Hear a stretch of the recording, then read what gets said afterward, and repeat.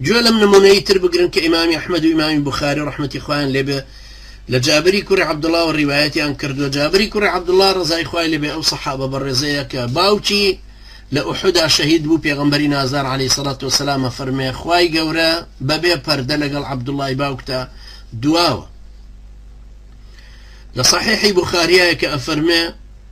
جابري كري عبد الله يك ما انقري بري كوتشو ولا عبد الله كري أنيس بو يك حديثي تشيلي ورقلي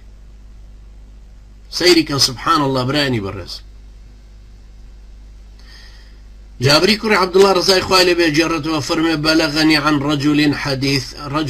حديث سمعه من رسول الله صلى الله عليه وسلم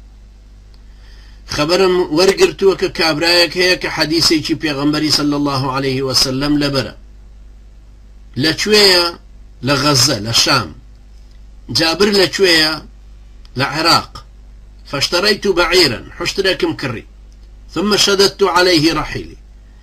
بيدا بستكاني سفر مهمو إلى سرباركر فسرت إليه شهرا ما انقريك بريك وتم حتى قدمت الشام تاقيشنا الشام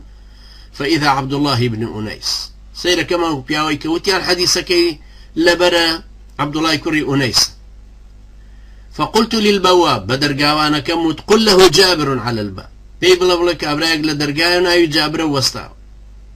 فقال ابن عبد الله قلت نعم وتيجي جابري كري عبد الله تنبلي فانجهات بهاوشي بيا كردم فقلت حديث بلغني عنك أنك سمعته من رسول الله صلى الله عليه وسلم فخشيت أن أموت قبل أن أسمعه حديثك بستومك لا جنابت هيو خمم بولويك بمرمو أم حديث نبيستم دبروها أتم بو خزمتت بو أوي أم حديثا بو بجريتو فقال سمعت رسول الله صلى الله عليه وسلم يقول يحشر الناس يوم القيامة عراه خلشي لروجي قيامته برتقوتي حشر كرين كو كرين وهمويا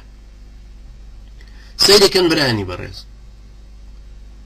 يك ما انقري بريك وتولا برخاطري وياك حديثك ور بقري لبر ازانك يشك ما ولا